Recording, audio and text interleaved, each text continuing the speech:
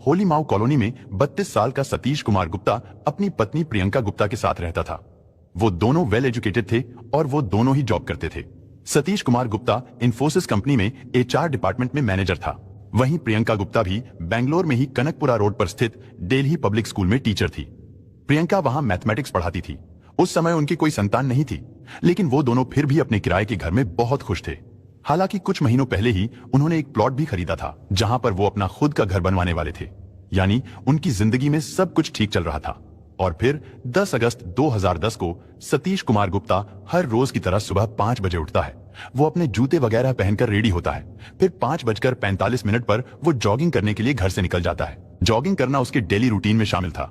उसकी पत्नी प्रियंका उसके साथ इसलिए नहीं जा पाती थी क्योंकि उसको सुबह 7:30 बजे स्कूल जाना होता था, इसलिए वो घर पर ही योगा करती थी। और जब 10 अगस्त को सतीश जॉगिंग करने के लिए घर से निकला था तो प्रियंका भी उस समय घर में ही योगा कर रही थी। यानी हर दिन की तरह उस दिन भी सब कुछ ठीक चल रहा था। लेकिन जब करीब 6:40 पर सतीश जॉगिंग करके अपने घर आया तो वो थोड़ा परेशान था, क्योंकि उसकी पत्नी ने फोन करके उसे बताया था कि घर के बाहर 2 रद्दी वाले खड़े हैं और वो लोग रद्दी मांग रहे हैं। सतीश को ये बात सुनकर थोड़ा अजीब लगा था, क्योंकि सुबह सुबह कौन रद्दी वाले आते हैं। अभी तो 7 भी नहीं बजे थे और ना ही दुकानें खुली थी। फिर इतनी सुबह को रद्दी वाले कहां से आ गए थे। इसलिए सतीश ने फोन पर अपनी पत्नी से कहा कि तुम अभी दरवाजा मत खोलना, मैं घर पर आ रहा हूं। और फिर 6:40 पर सतीश जॉगिंग करके घर वापस आता है और डोर बेल बजाता है। लेकिन प्रियंका ने दरवाजा नहीं खोला। सतीश दरवाजे को एक बार फिर जोर से खटखटाता है, लेकिन दरवाजा अभी भी नहीं खुला। इसके बाद सतीश ने अपनी पत्नी प्रियंका को फोन लगाया। प्रियंका ने फोन भी नहीं उठाया तो सतीश की चिंता और भी ज्यादा बढ़ गई। इसके बाद वो दरवाजे को धक्का मारकर तोड़ने की कोशिश करता है। उसे लगा कि दरवाजा अंदर से लॉक है और इसका मतलब था कि प्रियंका अंदर ही है, पर वो दरवाजा क्यों नहीं खोल रही थी। हालांकि उस डोर का लॉक अंदर और बाहर यानी दोनों साइड से खुलता था। और फिर सतीश को याद आया कि इस दरवाजे की दूसरी चाबी उसने अपने ऑफिस के ड्रॉ में रखी हुई है। क्योंकि वो दोनों पति पत्नी जॉब करते थे तो इसलिए उनका ज्यादातर समय बाहर ही गुजरता था और इसीलिए वो दोनों घर की एक एक चाबी अपने पास रखते थे, ताकि उन दोनों में से कोई भी किसी भी समय घर के अंदर आ जा सके। सतीश का इन्फोसिस कंपनी वाला ऑफिस घर से ज्यादा दूर नहीं था। सतीश तुरंत जॉगिंग के कपड़ों में ही ऑफिस के लिए निकल गया। वहां से वो घर की दूसरी चाबी लेकर आया। इसके बाद सतीश घर का लॉक खोलकर घर के अंदर जाता है, लेकिन घर के अंदर का दृश्य देखकर उसके होश खराब हो गए। उसने देखा कि सामने लिविंग रूम में चेयर पर प्रियंका बैठी हुई है। उसके दोनों हाथ चेयर के हैंडल्स पर बंधे हुए थे और उसके गले पर कट का निशान था, जिसकी वजह से प्रियंका खून से लथपथ बैठी थी। ये सब देखकर सतीश की हालत खराब हो गई। इसके बाद उसने पुलिस को फोन किया। इस घटना के बारे में पता चलते ही होलीमो पुलिस स्टेशन के इंस्पेक्टर अपनी टीम के साथ तुरंत घटना स्थल पर पहुंचे। खून से रंगी प्रियंका को देखकर उनकी भी हालत खराब हो गई, क्योंकि इस घर में सतीश और प्रियंका ही रहते थे। उनके अलावा वहां पर कोई भी नहीं था। सतीश बहुत दुखी था। वो दहाड़े मार मार कर रो रहा था। पुलिस ने उसको संभाला और उसके माता पिता के घर पर फोन किया। सतीश के माता पिता सुदामा नगर में रहते थे, जो होलीमो से केवल 10 किलोमीटर की दूरी पर ही था। कुछ ही मिनटों के बाद वो लोग भी सतीश के घर पर आ गए। सतीश के पिता प्रियंका के घर वालों को फोन लगाते हैं और इस दुखद घटना के बारे में बताते हैं। प्रियंका के माता पिता उत्तर प्रदेश के लखनऊ में रहते थे। प्रियंका की मौत की खबर सुनते ही प्रियंका के घर पर भी मातम छा गया, क्योंकि एक दिन पहले ही तो प्रियंका ने अपने घर पर बात की थी और तब वो बिल्कुल ठीक थी। लेकिन अचानक ये सब कुछ कैसे हो गया था। इसके बाद प्रियंका के घर वाले भी लखनऊ से बेंगलुरु के लिए निकल जाते हैं। इधर पुलिस ने पंचनामे के बाद प्रियंका के शव को पोस्टमार्टम के लिए हॉस्पिटल भिजवा दिया। साथ ही अज्ञात लोगों के खिलाफ कत्ल का केस दर्ज करके पुलिस ने जांच शुरू कर दी, क्योंकि उस घर में वो दोनों पति पत्नी यानी सतीश और प्रियंका ही रहते थे, जिनमें से प्रियंका का तो कत्ल हो चुका था और सतीश का रो रोकर बुरा हाल था। हालांकि पुलिस ने सतीश से थोड़ी पूछताछ करने की कोशिश की, लेकिन उस समय सतीश ऐसी स्थिति में नहीं था कि वो पुलिस को कुछ बता सके। लेकिन फिर भी वो जैसे तैसे करके बताता है कि वो सुबह जॉगिंग करने के लिए घर से निकला था। इसके बाद उसकी पत्नी प्रियंका ने उसे फोन किया था। प्रियंका ने उसे 2 रद्दी वालों के बारे में बताया। क्योंकि घर में ऐसी कोई रद्दी नहीं थी तो प्रियंका ने उनको मना कर दिया था। इसके बाद ये सारी बातें प्रियंका ने फोन करके अपने पति सतीश को बताई थी। इधर सतीश को भी इतनी सुबह रद्दी वालों का घर पर आना कुछ अजीब लगा था, जिसकी वजह से वो तुरंत ही घर लौट आया। उसने देखा कि घर का दरवाजा अंदर से बंद है। सतीश ने पुलिस को बताया कि घर की एक चाबी उसके ऑफिस में भी रखी हुई थी, इसलिए सतीश वहां से चाबी लेकर आया था। रद्दी वाली बात के बारे में पता चलते ही पुलिस ने सतीश के घर की तलाशी शुरू कर दी। सतीश भी उनके साथ ही था। उसने पुलिस को बताया कि उसकी अलमारी में करीब 2,10,000 रुपए रखे हुए हैं। उसका कहना था कि वो अपनी पत्नी को एक कार गिफ्ट करने वाला था, जिससे वो अपनी पत्नी को हर रोज उसके स्कूल में ड्रॉप कर सके। लेकिन जब सतीश ने अलमारी चेक की तो सारे पैसे गायब थे। इतना ही नहीं, अलमारी में रखे उनकी शादी के गहने भी गायब थे और इससे लग रहा था कि शायद ये लूटपाट का मामला है, क्योंकि घर से करीब 2,10,000 कैश और 1,75,000 रुपए के गहने गायब थे। शाम तक प्रियंका के घर वाले भी बेंगलुरु पहुंच गए थे। इसके बाद अगले दिन यानी 11 अगस्त को प्रियंका के शव का पोस्टमार्टम किया गया। पोस्टमार्टम के बाद शव परिजनों को सौंप दिया गया। सतीश का रो रोकर बुरा हाल था और फिर उसने ही अपनी पत्नी को मुखाग्नि दी। इधर पुलिस भी लोगों से पूछताछ कर रही थी, क्योंकि वहां पर काफी रिश्तेदार भी आ चुके थे, इसलिए उनसे भी पूछताछ की गई। सतीश के घर के आसपास कोई सीसीटीवी कैमरा भी नहीं लगा था। जिस घर में वो लोग किराए पर रहते थे वो 3 मंजिला मकान था और वो दोनों पति पत्नी दूसरे फ्लोर पर रहते थे। पहले और तीसरे फ्लोर पर रहने वाले लोगों ने बताया कि उन्होंने उस दिन सुबह के समय बिल्डिंग में ना तो किसी रद्दी वाले की कोई आवाज सुनी और ना ही किसी भी तरह की कोई आहट सुनी। इस बात से लग रहा था कि लुटेरे बहुत शातिर रहे होंगे, क्योंकि ये घटना बेंगलोर जैसे शहर में सुबह के समय घटी थी, इसलिए मीडिया में खबरें चलने लगी थी। पुलिस जांच पर भी सवाल खड़े होने लगे थे, लेकिन फिर भी पुलिस पूरी मेहनत और लगन से इस केस की जांच में जुटी रही। इधर सतीश गुप्ता पत्नी के अंतिम संस्कार के बाद होलीमो पुलिस स्टेशन के बाहर धरने पर बैठ गया। उसका कहना था कि जब तक पुलिस उसकी पत्नी के कातिलों को पकड़ नहीं लेती तब तक वो यहीं पुलिस स्टेशन के सामने ही बैठा रहेगा। पुलिस उसको समझाती है कि आप अपने घर जाओ, हम लोग इन्वेस्टिगेशन कर रहे हैं और हम आपको भरोसा दिलाते हैं कि हम जल्दी ही अपराधियों को पकड़ लेंगे। लेकिन सतीश पुलिस की बात मानने को तैयार नहीं था। यानी जहां एक तरफ पुलिस इस केस की जांच को लेकर परेशान थी, क्योंकि उन्हें कोई भी सुराग नहीं मिल रहा था, और दूसरी तरफ मृतका का पति थाने के बाहर धरने पर बैठ गया था। ये सारी बातें मीडिया में भी बहुत सुर्खियां बटोर रही थी। साथ ही न्यूज़पेपर्स की हेडलाइन भी बन रही थी, जिससे लोगों की हमदर्दी सतीश के प्रति ज्यादा बढ़ने लगी। इधर पुलिस ये जानने की कोशिश कर रही थी कि सतीश और प्रियंका के बीच रिश्ता कैसा था, क्या उनमें कोई लड़ाई झगड़ा तो नहीं चल रहा था। लेकिन पूछताछ करने पर पता चला कि उनके बीच ऐसा कुछ भी नहीं था। प्रियंका के स्कूल से लेकर सतीश के इन्फोसिस कंपनी के एम्प्लॉय तक सबसे बात की गई, लेकिन फिर भी कोई सुराग नहीं मिला। धीरे धीरे दिन बीत रहे थे, पुलिस भी परेशान थी। इधर सतीश भी थाने के बाहर धरने पर बैठा हुआ था। यह कत्ल 10 अगस्त यानी मंगलवार को हुआ था, लेकिन फिर अचानक 13 अगस्त की शाम को कई पुलिस वाले थाने के बाहर आते हैं। थाने के बाहर सतीश बैठा था। पुलिस वाले उससे कहते हैं कि चलो तुम पुलिस स्टेशन के अंदर चलो। पुलिस उसे पकड़कर थाने में ले जाती है और एक बार फिर उससे पूछताछ की जाती है, और सतीश ने जो भी बयान इससे पहले दिए थे पुलिस उसी के आधार पर सारी चीजें एक एक करके उसके सामने रखती है। सतीश के बयान के अनुसार 10 अगस्त की सुबह 5:45 के आसपास वो जॉगिंग करने के लिए घर से निकला था और फिर 6:40 पर वो घर पहुंचा। इसी बीच सतीश के फोन पर उसकी पत्नी का फोन आया, जिसमें उसने रद्दी वाले के आने की बात सतीश को बताई थी। सतीश के अनुसार उसने पत्नी से कहा था कि तुम दरवाजा मत खोलना, मैं घर पर आ रहा हूं। लेकिन जब पुलिस ने सतीश और प्रियंका की कॉल डिटेल्स खंगाली तो पता चला कि प्रियंका ने 5:55 के आसपास सतीश को फोन किया था। यानी इस हिसाब से सतीश प्रियंका के फोन करने के 45 मिनट बाद घर आया था, जबकि सतीश को तुरंत घर जाना चाहिए था। हालांकि ऐसा भी नहीं था कि वो जॉगिंग करने के लिए कहीं दूर गया हो, वो घर के नीचे ही थोड़ी दूरी पर जॉगिंग करता था। इसके अलावा सतीश के अनुसार जब वो घर पर आया था तो दरवाजा अंदर से लॉक था। उसने डोर बेल बजाई, प्रियंका को कॉल भी किया, लेकिन प्रियंका ने दरवाजा नहीं खोला। इसके बाद वो घर की दूसरी चाबी लाने के लिए अपने ऑफिस चला गया, लेकिन ऑफिस के अंदर जाने के लिए कंपनी के एम्प्लॉयज के पास एक कार्ड होता है। पहले सिक्योरिटी गार्ड उस गार्ड को चेक करता है, फिर बिल्डिंग के मेन एंट्रेंस पर भी कार्ड को पंच करते हैं। बिल्डिंग में एंटर करने के बाद ऑफिस के अंदर भी कार्ड को पंच करना पड़ता है। लेकिन सतीश तो जॉगिंग करने के लिए घर से निकला था, इसलिए वो तो अपने साथ सिर्फ अपना फोन ही लेकर जा सकता था। पुलिस का कहना था कि अगर मान भी लिया जाए कि सतीश का पर्स भी उसके पास ही था, साथ ही उसके पर्स में ऑफिस कार्ड भी था, तो ऑफिस में पूछताछ करने पर और कैमरा चेक करने पर पता चला कि सतीश उस दिन ऑफिस के अंदर आया ही नहीं था। वो बिल्डिंग के बाहर ही थोड़ी देर तक टहलता रहा और फिर वहां से चला गया। इसके अलावा सतीश के अनुसार उसने ऑफिस के अंदर जाकर ड्रॉ से चाबी निकाली थी, लेकिन पुलिस का कहना था कि वहां पर उसका कार्ड पंच ही नहीं हुआ था और ना ही वहां उसकी कोई एंट्री थी।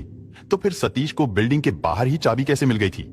इसके बाद जब वो चाबी लेकर घर पर आया और दरवाजा खोलकर घर में एंटर हुआ, फिर उसने 7:30 बजे के आसपास पुलिस को फोन किया, और जब पुलिस घटनास्थल पर पहुंची थी तो उस समय वहां सतीश के अलावा कोई भी नहीं था। यानी पड़ोस के लोगों को भी पुलिस के आने के बाद ही पता चला था कि सतीश के घर में कुछ हुआ है।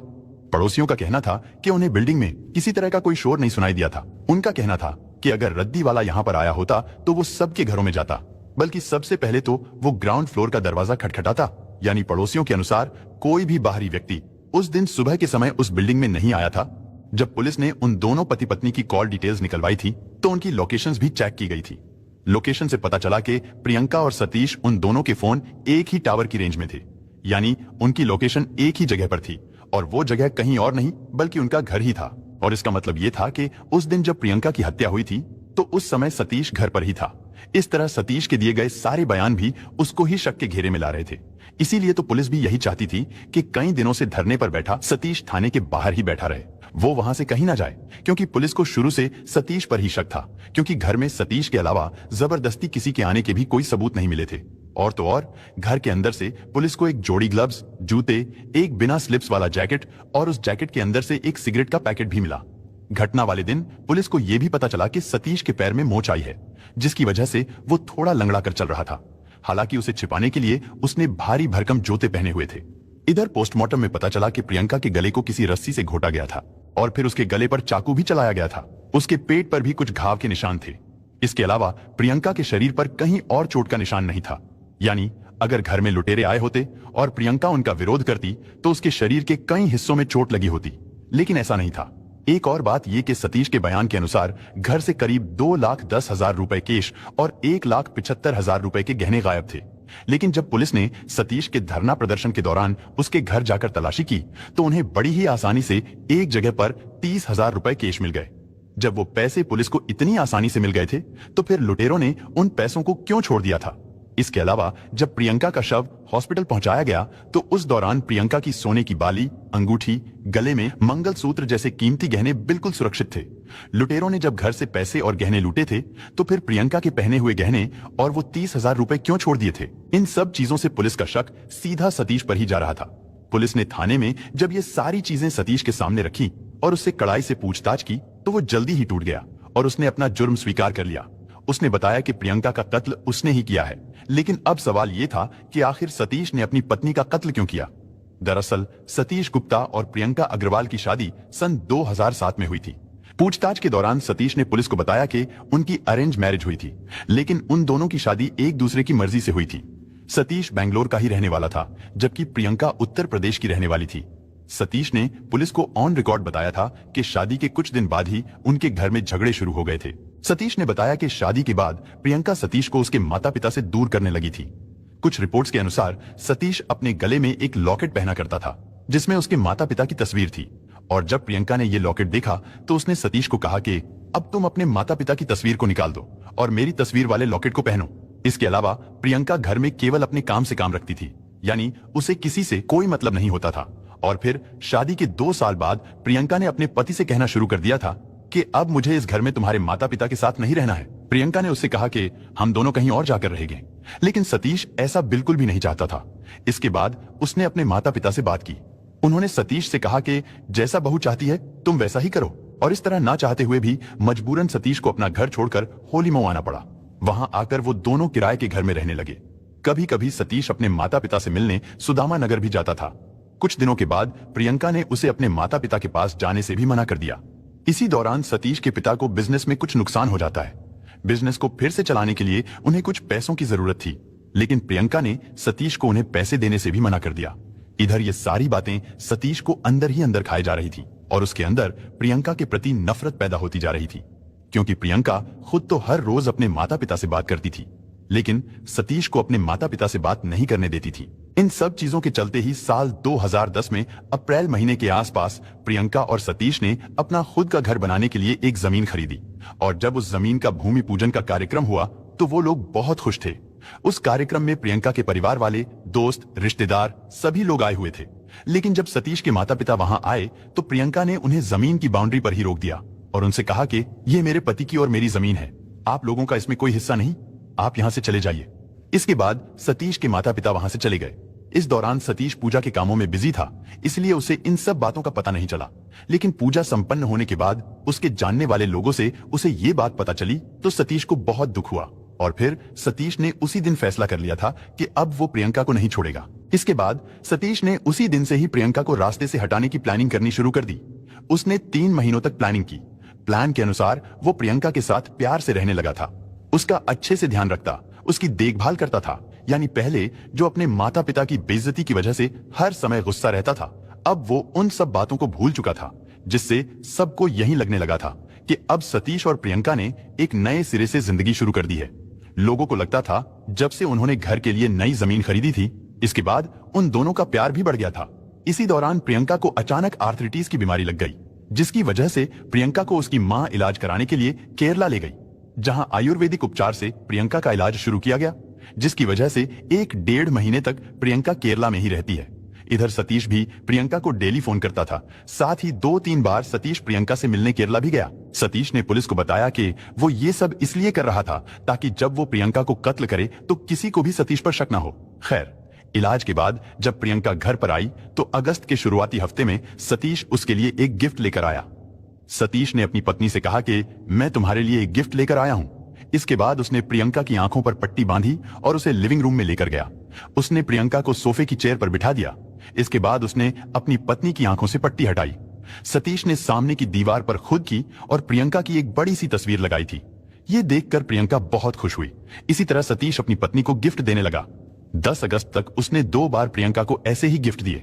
इसके बाद 10 अगस्त 2010 की सुबह को सतीश उठता है और वो प्रियंका को भी जगाता है, क्योंकि आज के दिन भी सतीश गिफ्ट लेकर आया था, जिसके लिए प्रियंका भी बहुत एक्साइटेड थी। इसके बाद सतीश ने फिर से उसकी आंखों पर पट्टी बांधी और उसे ले जाकर सोफे की कुर्सी पर बिठा दिया। सतीश ने प्रियंका से कहा कि आज का गिफ्ट मैं तुमको अपने हाथों से पहनाऊंगा, लेकिन तुम उसे टच मत करना। प्रियंका ने कहा कि ठीक है। सतीश ने उससे कहा, मुझे तुम पर भरोसा नहीं, क्योंकि अगर तुमने उसे टच किया तो फिर गिफ्ट देने का कोई मतलब नहीं रहेगा।